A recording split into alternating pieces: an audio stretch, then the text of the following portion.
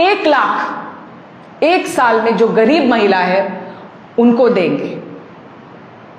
हर family में जो उनके जो एल्डेस्ट वुमन होगा उस फैमिली में, उसको हम 1 लाख देंगे।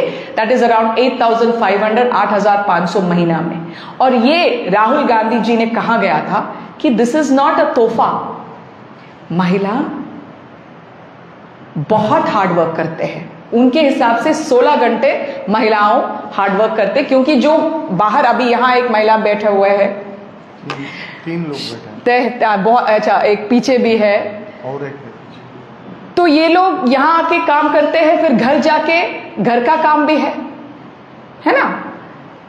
तो इसके लिए राहुल जी ने कहा गया है कि this is not a gift, this is for your share hard work. वो भी हमने रखा है क्योंकि हमको पता है महंगाई है, तो महिलाओं को 1 लाख।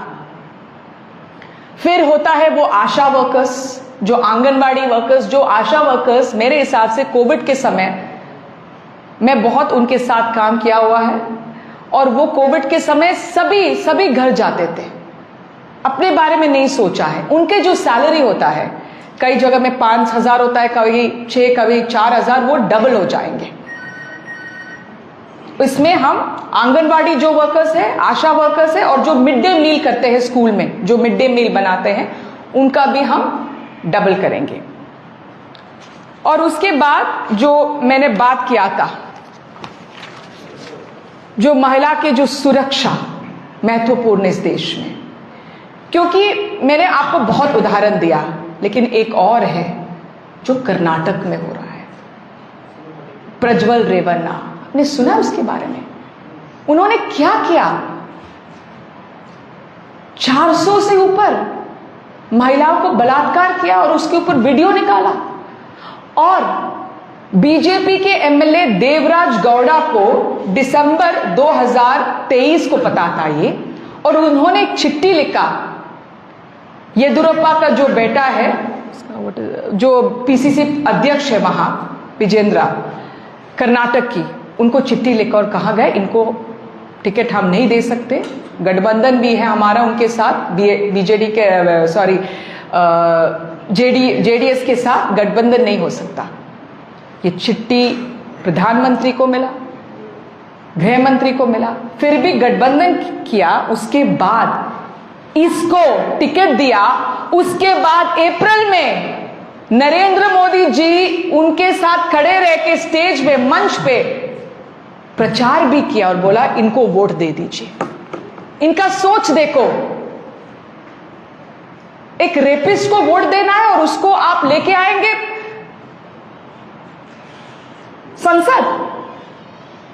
संसद लेके आएंगे। जैसे आप ब्रिजभूषण शरण सिंह के बारे में कुछ नहीं किया, वो बैठ रहे थे वहां और आपने कोई कार्रवाई नहीं की, और उनके भी बेटे को आपने टिकट दिया हुआ है, तो ब्रिजभूषण शरण सिंह होगा एमपी डिफैक्टो। प्रधानमंत्री बोलते हैं बेटी बचाओ बेटी पढ़ाओ। रेड फोर्ट से क्या कहा? लाल किला से सुरक्षित रखना है हमारे महिलाओं को। प्रधानमंत्री, मैं पूछना चाहती हूं आज, आपने क्यों कार्रवाई नहीं की ब्रिजभूषण शरण सिंह के ऊपर? आप मणिपुर में क्यों नहीं गया उस महिलाओं को मिलने के लिए जो रो रहे थे वहां? आपने क्यों प्रज्वल रेवन्ना को कैंडिडेट बनाया? और अभी भी आपको पता है प्रज्वल रेवन्ना भाग गया है जर्मनी। इमिग्रेशन डिपार्टमेंट किसके साथ है? किसके वो आता है होम मिनिस्ट्री के अंदर, इमिग्रेशन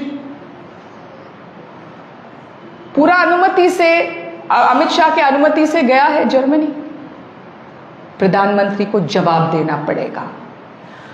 और मैंने सुना है कि यहां भी बीजेडी की भी कई नेता है ऐसा। एक तो जूनागढ़ की बीजेडी एमएलए जिसका नाम है दिव्या शंकर मिश्रा,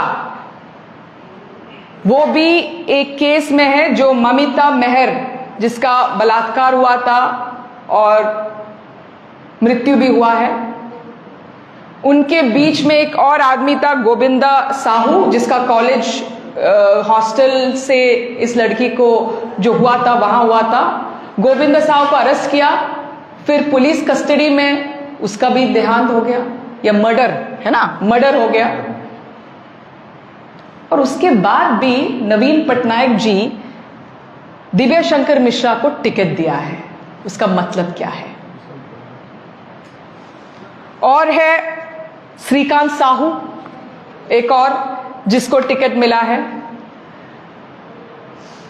परी केस में अरुण साहू, जिसका जो मम्मी डैडी जो लड़की की ने कहा कि अरुण साहू का इन्वॉल्वमेंट है, उसको भी टिकट मिला है। आप सबको पता है बीजेडी और बीजेपी का रिश्ता, तो इनको क्यों टिकट दिया है? महिला का सुरक्षा महत्वपूर्ण है। और एनसीआरबी डेटा से हमको पता चल रहा है कि अभी इस देश में देयर इज अराउंड 2022 में 2022 में more than 4 lakh cases against women, और 2014 के पहले इट वाज मच लेस। तो ये Beti Bachao Beti Padhao has changed into बलात्कारियों को बचाओ, है ना, बलात्कारियों को बचाओ।